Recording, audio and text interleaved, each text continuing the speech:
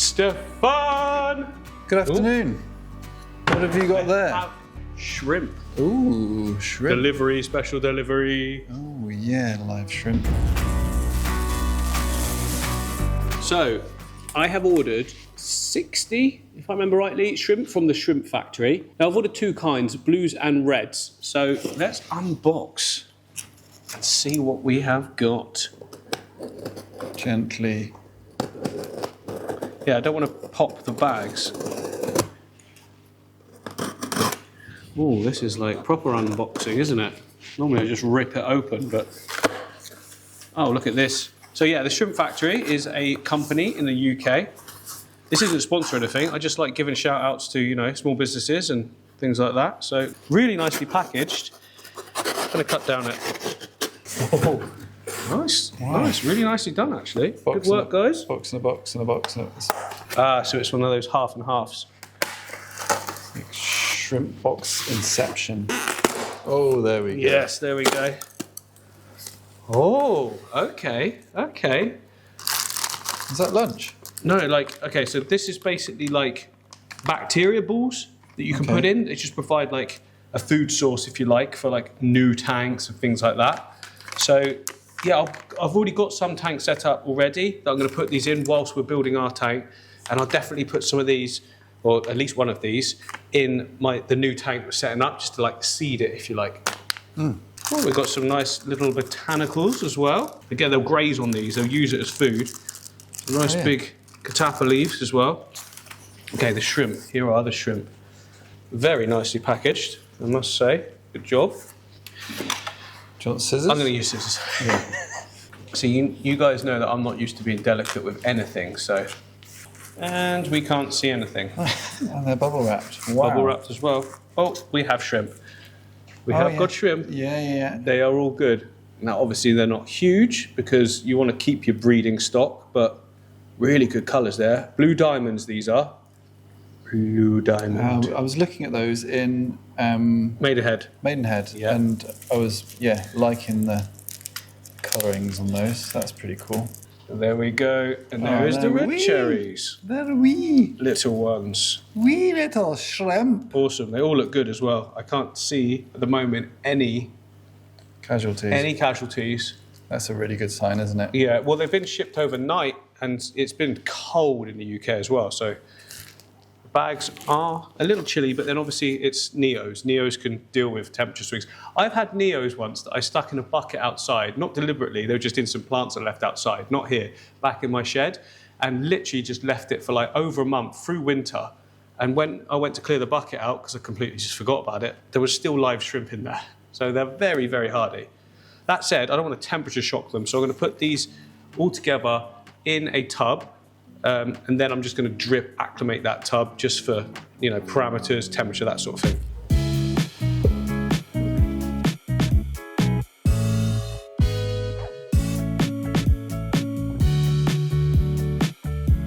Well, they even put a little bit of mini water lettuce in there, so they've got something to hold on to on the journey. They're so little. Yeah, I mean, they'll grow fast.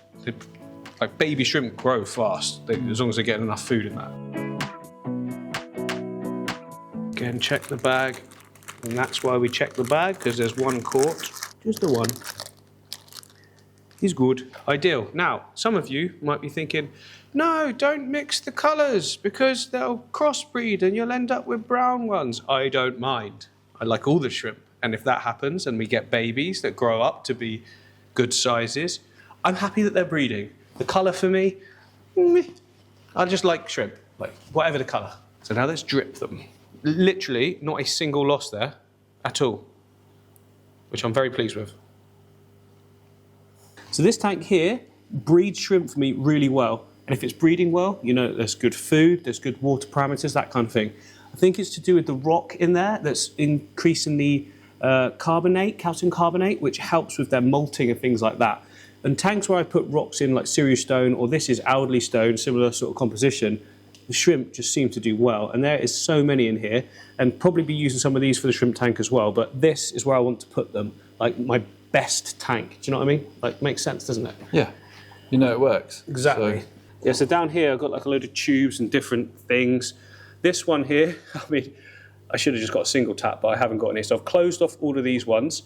And what I'll do is get the water flowing into this from the tank, and then I can just let it drip out of here really steadily. It'll make sense when I do it. So what does that do? I know you're acclimating. Oh, sorry, yeah. So it's just, but basically, I don't know exactly where these have come from. They're tap water. Well, they use RO water apparently, so it's different to my water chemistry. Now, Neocaridina shrimp like these, they're quite forgiving, but still, it's going to be quite a bit different. So I'm just going to make sure they get used to my temperature and water parameters steadily, not just like boom, which apparently can shock them. Like full acclimation takes a lot longer. But yeah, so it's just why not do it if you can. So, and how long do you have to drip acclimate for? I mean, I'll just keep it going at like 1 drip, 2 drip, 3 drips, 4 drip until I fill that thing up. Okay. I mean, lots of people say lots of different amount of times, but apparently the slower you can do it, the better. But we've got like 3 hours, so if we just time it so it's roughly doing that. Yep. So I'm just going to hook that pipe over the edge, clamp it on. Hopefully that doesn't squeeze it shut. I don't think it has. And now there's already water in that tube from the last time I did this, so I'm going to empty some out first. There we go there. Until I know that it's the fresh stuff coming, which it has to be now. So now I can just close this off until it's dripping how often we want. That looks pretty good to me. I can stick it in like that. And now I can just leave it. So yeah, it's dripping, look. So the lower down you go, the faster it's going to drip. So that's a little bit quick, I would say, like that. Then we wait. And we make sure we don't let it overflow. No, which we probably will. No, I'm going to be on it. Right, that's all the shrimp acclimated. It took about an hour, but you can see we've dropped water. Obviously, that's what's in here. So I can now just put the shrimp in for their temporary home. Come on, is that all of them? There we go. Whoo! Look at that. So there's adults in there with them, there's males, there's females, there's everything. So basically boosting this colony even further. And for the new tank, I'm going to put most of them in. I'm going to leave some adults in here because I know they're breeding well. And just sort of keep the population growing. And also, like, not putting all your eggs in one basket. If you can get colonies growing in different tanks really well, then it's always a better option. So today I'm going to set up a shrimp nano ecosystem tank because I don't really like what's going on behind us. So recently, well, not too recently, about a couple of months ago, I set up this tank here, which is like a real natural look for my silver tip tetras. We're just hiding at the moment because I just scraped the glass a little bit. It wasn't too bad, but I wanted it perfect for you.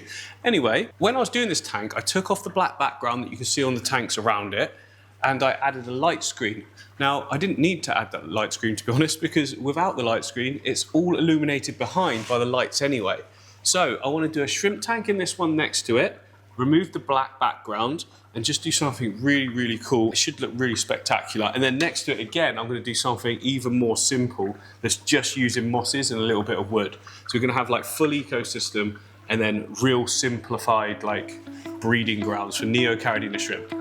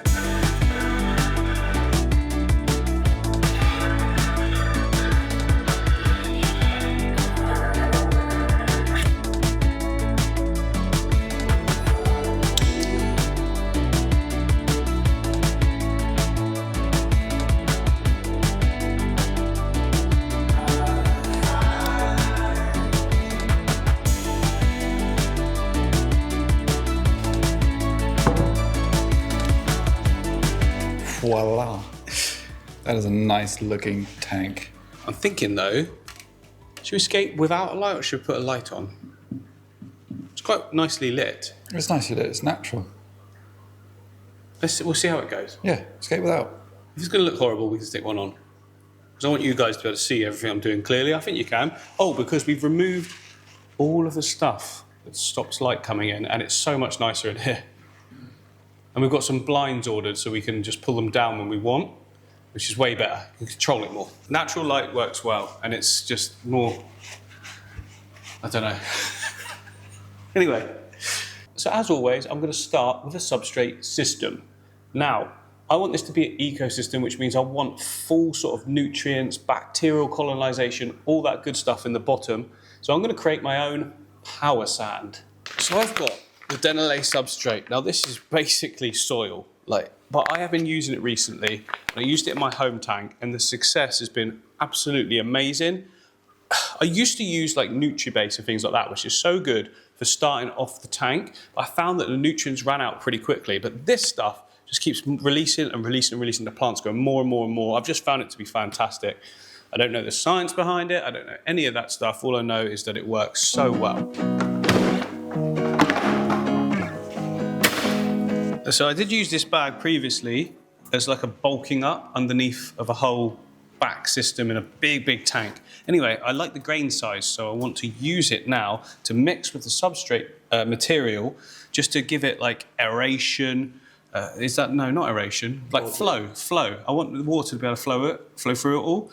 So if you have it too small particles, it kind of just compacts and locks down, whereas the big particles create spaces between it all and allows water to flow through it. And when I say flow, I don't mean like, like super fast. It's technically the water's flowing through everything. It's just the more compact it is, the slower it is. So this will just allow that and allow bacterial colonization as well. And also provide nutrients to the root systems that are going to work their way down to it.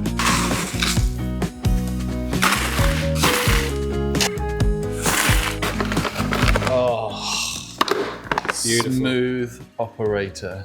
So what I'm going to do is like a 1-to-1 mix. So I add 4 cups of the gravel, I'm going to add 4 cups of the soil.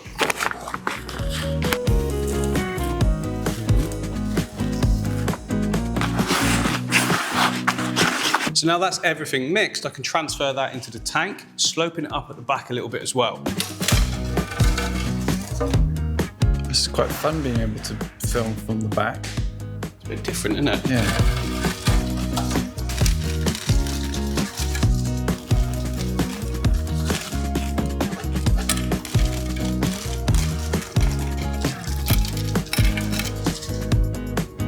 Tell you what, it looks really nice.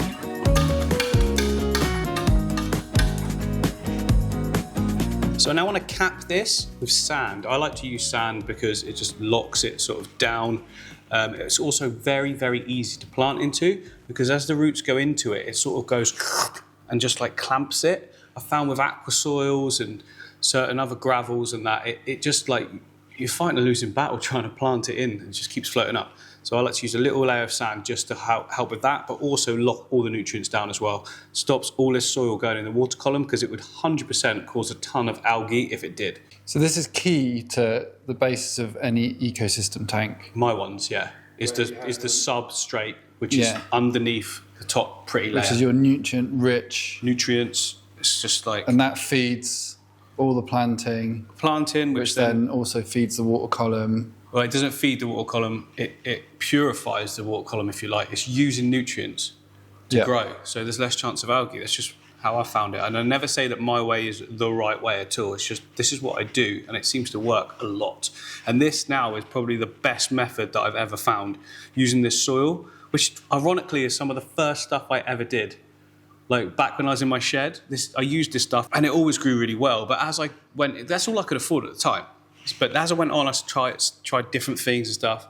It wasn't broken. I just wanted to try different things. And I've kind of come full circle. Like, I've come like right back to using it and finding it's great. Often how it happens. Yeah. Also, you don't use a lot.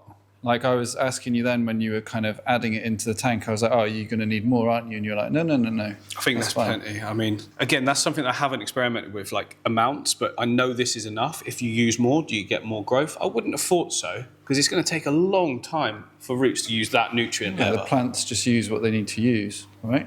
I would assume so. I mean, you can't, adding more nutrients wouldn't mean it will grow faster.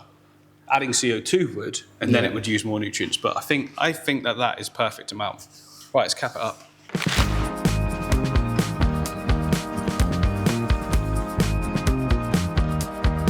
Essentially what we're making here is a dirted tank. But unlike lots of other channels suggest that you need like inches and inches of it all, which I have literally not found to be the case. And it makes your tank look incredibly ugly if you do it that way, I found, because half of it's taken up like from viewing in the front. Like you'll have soil and things up to here, then a capping on top. And it's like, it's just not a good look, is it? Plus it releases a load of tannins and things into the water column. I've found this way, plenty of nutrients, stuff grows crazy for a long time. All right, it might not last for like 10 years, but who wants a fish tank the same for 10 years? I mean, I know some of you will, but I'm not one of those and most people aren't. So I tend to sort of set stuff up for how I like it and assume that other people will as well. But this will be good for nutrients for like at least a couple of years. And you can always add root tabs anyway, which I will be doing, just to sort of bulk everything up. It's like when you grow potted plants at home. You need to repot, change the soil, or add liquid fertilizers or whatever, because that soil will lose its nutrients. Yeah. And that's the same principle, right? Yeah, I mean, you could not do those things like adding fertilizer and that, and it will still grow. But I've noticed a hell of a lot of difference when you do add some liquid ferts, and then just like how the quality of the plant, the vibrancy, the growth speed, all of those things. So yeah, you don't have to, but if you do, I found you get better results. So this is all technically capped, but it isn't actually the layer that I want to be on show. So I'm just going to drag it back a bit, because the layer I want on show is going to go over the top of all of this. So I am not a massive fan of the look of aquasoil. Most places where you use it in a tank, you don't really see it, do you? Because it's the background, and there's a pretty foreground of sand. Whereas this one, I want it coming to the front. So I've got Nano base here, which to me looks like a proper natural looking sort of fine gravel, coarse sand. It's like how it looks great. And the reason I didn't put this down first is it's quite floaty and plants don't grip into it unless you've got a really thick layer, which I don't want. I just want a like nice decorative one on the top. So the sand will do the gripping, the den layer will do the nutrients, this will do the aesthetic. Yeah, the look I want. The look. Layers. And because it's less dense than the sand, and it's more like, it's kind of like crushed lava rock, if you like. It's quite sort of floaty, so it means it always sits on the surface as well. So I don't have to worry about it like migrating in, sand coming up. It's the same as what I've used in this tank here. I didn't use it all around the side there, but at the front it's always on the top, because that's what I do. That's what it does, what I do. Okay. Let's go.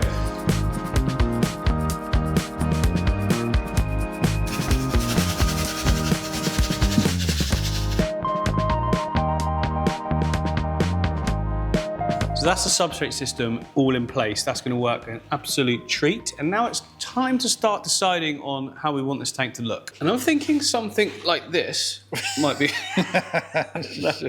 No joking. So what I'm thinking is a big sort of rocky structure at the back here, and then just a massive open foreground of green carpet and plants, which I think will look great with the shrimp sort of like crawling all over it and multiplying. We'll be able to see more of them. We can see the breeding rates as well.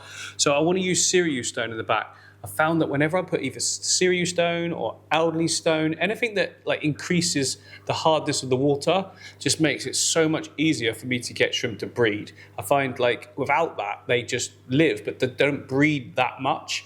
But with it, the breeding goes nuts. So I'm going to go to town with the Cereus stone in that back area and create like mini mountains. So I've got some very nice Cereus stone dotted here. In fact, that piece looks great. I might be able to use it to my advantage as well. Because see that?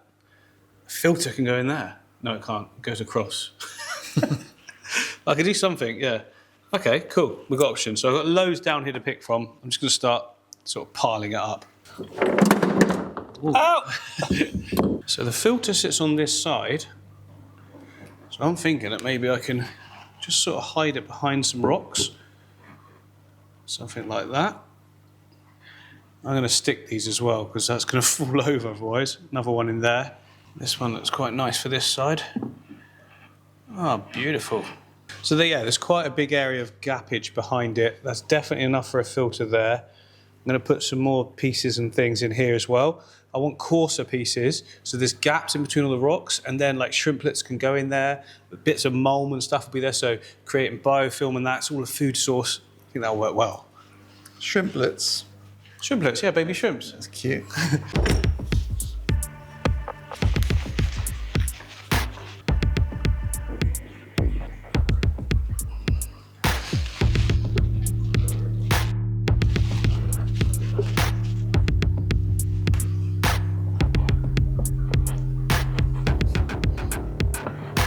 So the filter's going to come down here, and it goes horizontal as well, and I've got enough space there to just put it so you don't see it, but it's going to do a good job. So this piece might be quite good because it's quite narrow, so it's not going to take up a load of space, but I can get good height with it.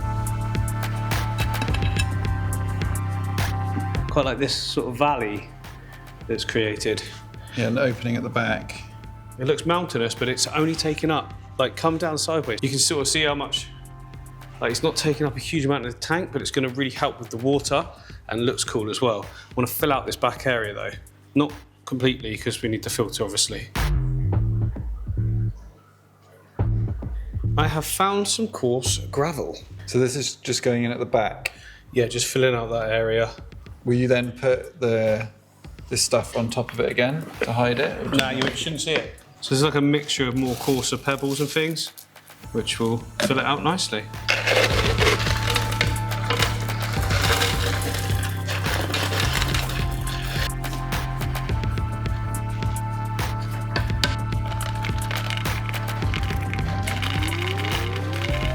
The reason I'm doing this is so that this all now is stable and can't fall backwards. I don't really want to see the red of it, although it's not too bad, but put a little rock on top just to hide it all. So I want to use like smaller pieces of spiderwood, all sort of. From Pixel 8 Pro.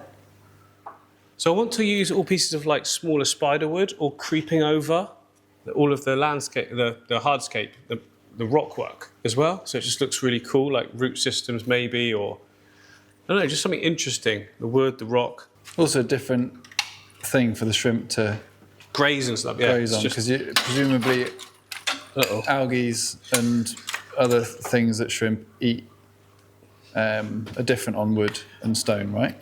It's biofilm, so it goes on any surface. Like, it doesn't actually matter what's in the tank. It could be a SpongeBob piece for all the shrimp care, you know? That's a great idea. Just stick SpongeBob in the front. It has been done. Next episode. Yeah. Not got anything completely particular in mind. I'm just fiddling around with it and seeing what I think looks cool. I kind of want it to just like be quite random. I'm not trying to follow the flow of the rock or anything on purpose. I'm going to glue each piece as I go because I know what's going to happen. I'm going to get it in a place I like and then knock one bit and it's all going to fall over. That's confident scaping that, because what's to say you don't want to move that bit in a minute? It's not that. I'm not that kind of scaper, you know? I'm like, yeah, I like that. Job done. Reactor.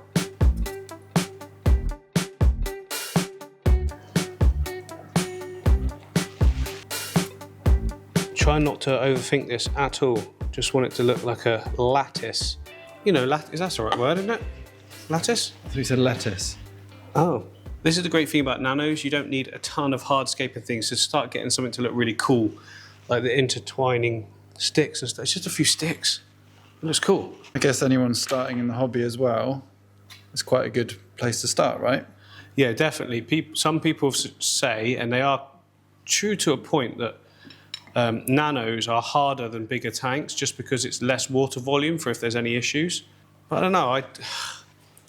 The way I set them up, it kind of just both are the same for me. It doesn't really. If anything, a smaller one means you can just do a water change much quicker, much easier. It's not so much hassle. It's nice and fast to fill up, fast to take it down. So, you know, doing a water change on a nano versus doing it in a 1,000-litre tank, you're going to be like, oh, I'll do that another time because that's not a quick thing. Oh, it's kind of how you started, wasn't it? Oh, it's all I could start with. I couldn't afford anything else or didn't have the space. And that's where you learn about the substrate and how that works, and then how planting and things, how to get the planting right.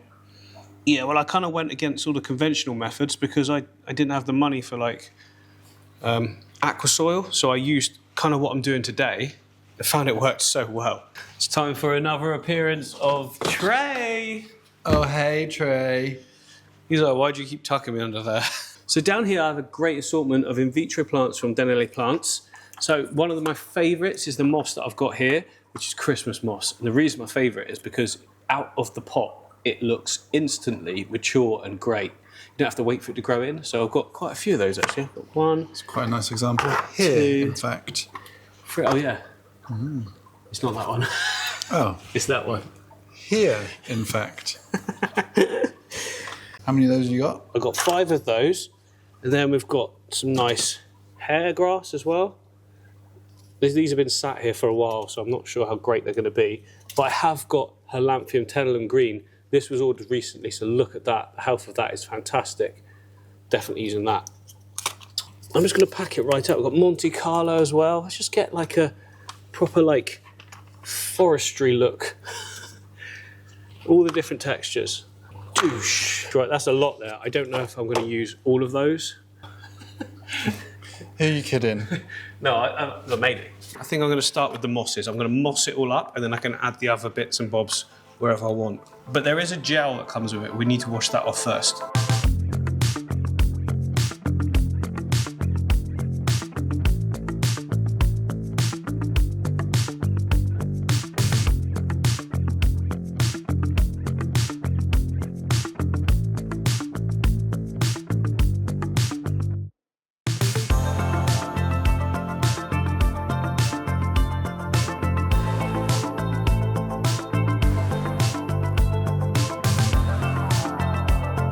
There we go. We have got some beautiful plants there from the in vitro. Look at this.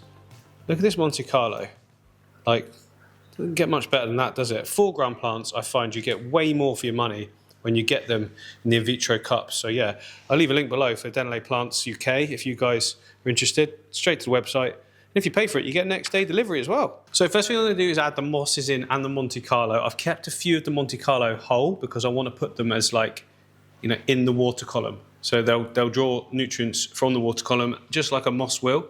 They take a little while to get going, but when they do, they go nuts. I've done it before, it works really well. But moss is first. I've got a couple on a rock, the rest can be on the other rocks.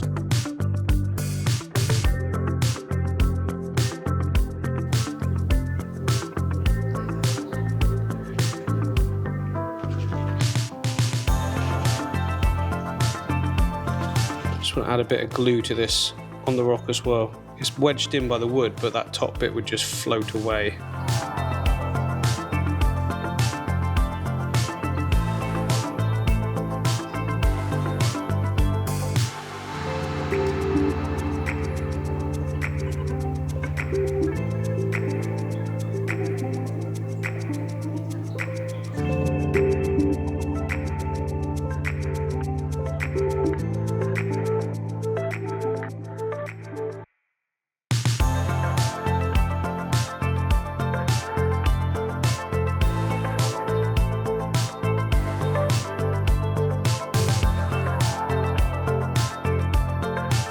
Right, that's as much planting as we can do for now. I'm now going to move it back to where it's actually going to sit, fill it up with water, and then I'm going to put stems in the background because it can't be an ecosystem tank without stem plants. They're fast growing, pulling nutrients, they keep everything really well balanced, but they do draw nutrients from the water column, so it's absolutely fine just to put some plant weights on the roots and just leave them in this back section. The roots will eventually go through and find the soil, but they'll just pull nutrients from the water column to start with and just keep growing and just look great.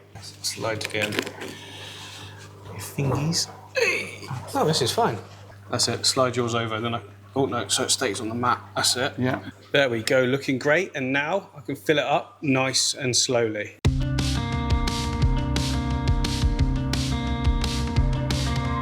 So it's the next day since I filled it up. You can see that the water's a little bit murky. That'll just be dust particles from all of this substrate that I didn't wash, which I never do. I'd rather just fill it up, let it settle, do a quick water change again. But before that, I'm going to put in some background stems in this top area. We want something that's in keeping with the scale. And the scale is quite small. Everything's a little dainty pieces at the moment. So this is due a trim down here. And this is pearlweed. It grows very, very fast, as you can see, and invasively. So what I'm going to do is trim it up, put it on little plant weights. I can just put it in the back area, and it should mostly stay there. And I can trim it, take it out, you know, all that sort of good stuff. That means that it won't get into this position. If it does, though, it's fine, because it'll still look good, because it's small, and it's a small tank. It's easy to manage. It's the big tanks where you've got to get right down low that it's a bit of a struggle with, but this one will be fine.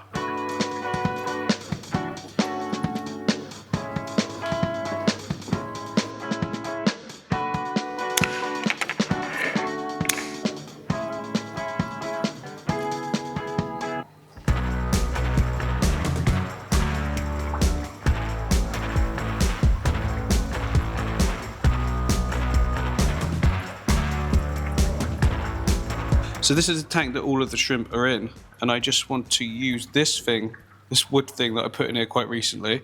Almost definitely got some shrimp in it. No, I don't think it does. I think they all cleared off. It's got sand in it though, from another tank. But yeah, this has been in the tank for a long time. It's like covered in beneficial bacteria and everything like that. It's just something they really like to graze on, so I want to put that in. As like a little centerpiece. It's like a trailing log. Quite like it, you know? Very central and goes against rules, but shrimp tanks I kind of feel like can be a little bit different to like usual. I don't know, I quite like them when they look a bit more fun. Anyway, I'm going to whip it down and up again just to get that water super clear. I'll add some AQUARIUM to it as well, and then I'm just going to leave it for a good week or so. That'll give enough time for some biofilm to just form on everything, and then we can put the shrimp in after that.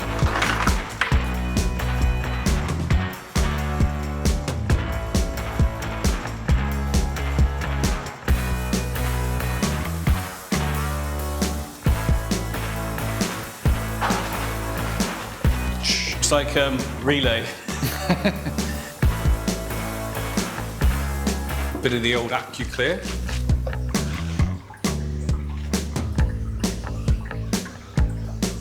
So it's been 2 weeks now since we filled it up. I wanted to let the whole thing grow in a little bit first, but we're at a point where I need to make a few changes, or we've already made some. So first of all, you might be able to notice all the greenery above. That is pearlweed that was just sort of sat in some trimmings I had. I just stuck them in the back section. They're growing nice and tall. I think they give a real nice backdrop. You can also see that there is a bit of algae on the glass. Again, this is all good. It's maturing the tank for us. I've put some snails in. The Halanthium tenderlin is growing in nicely. Most of the plants are doing great, but that one there, that boost has just melted and gone gross. But yeah, all the rest are looking good. So I'll just siphon that out, clean the glass, do a little water change. It's been 2 weeks now. We're definitely ready for some shrimp.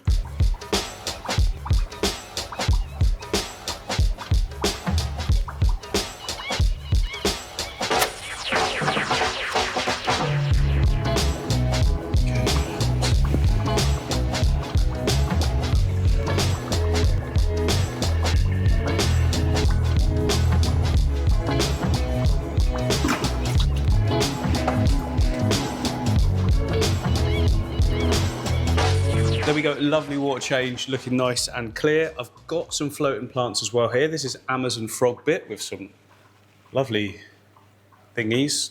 Dangly bits. Shrimp love floating plants. Well, all of it's got like biofilm all on it and everything, so I mean, these ones are a little bit long if I'm honest. Literally like a squid. Snap them, it's fine. It all grows back. Stick those in there. They're going to multiply, but just add something nice as well for them to grip onto. Yeah, I only scraped the front glass. I think, like, you know, having some algae up on the side walls and things, it's just extra biofilm and everything like that, because the shrimp will have a peck at food that you put in, but predominantly they're eating biofilm and stuff all over the surfaces of everything. And just with a little bit of algae on there again, more sort of like scavenging, and it creates even more biofilm. So yeah, in shrimp tanks, I'm quite happy to have the sidewalls with a bit of algae on. It looks quite good as well, especially in like a green themed one. So all of our new shrimp from the shrimp factory are in here. I just need to remove some of the floating plants very carefully, because they're gonna, like I say, they love it and they're gonna be attached to some of these, but to catch them, I need to take everything out Sometimes you just do a quick dunk. They'll try and get off as soon as they realise they're not in water anyway. And then we can get a nice little collection and then spread about the colonies. And that way you're ensuring, you're making sure that you're not putting all your eggs in one basket. We can get some breeding. This tank is breeding lots already. You look, there's extra small babies, which means, I haven't purchased those. So they're breeding in there already. So I'll keep all the little mini ones in there, and I'll get a good stock to go in the new tank as well.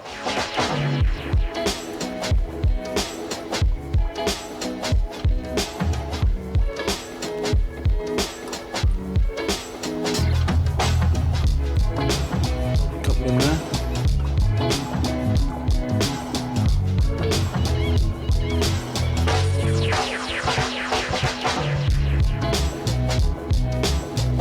Quite a few there, really nice ones. There's some females for sure, quite a few males as well, but we still left a ton in the old tank. I think that's a really good starting colony. Now I know a lot of you are going to comment, don't mix the colours, you'll end up with brown ones. I don't mind, I really don't mind. But as you can see the case there's loads of different colours and none of them are brown. Like you get the odd male that's kind of colourless, like natural colour. Again, I like them all. It doesn't matter to me what colour they are. But there is 2 more extra special ones I want to put in, some real mature adults. So I thought I cleared out all the shrimp from this tank a long time ago, but there is 2 really nice females in here. Come on then, on you come. No, come on. I think these would be great as a kickstart in the new tank. There we go. So mature, look at the size difference. Whoa. Oh yeah. She's a beast. Females always get bigger. Just trying to catch this last one, just come out of here, but he's going to go back in for touch him there. If I do that, there we go. Oh. Who needs nets? Here we go. Great little collection there. So because we've got Neocaridina shrimp, I'm happy to put them straight in. The water parameters are going to vary minutely because it's all filled from my tap and dechlorinated. So yeah, we just place these guys in. And they can go and enjoy their new home. Good little collection there, look. Not too many. The whole point of this is I want them to breed. I want more babies. And the reason that this is an ecosystem tank is because we've got a lot of plants going on. We've got fast growing plants. They're all going to continue to grow and look after the water quality.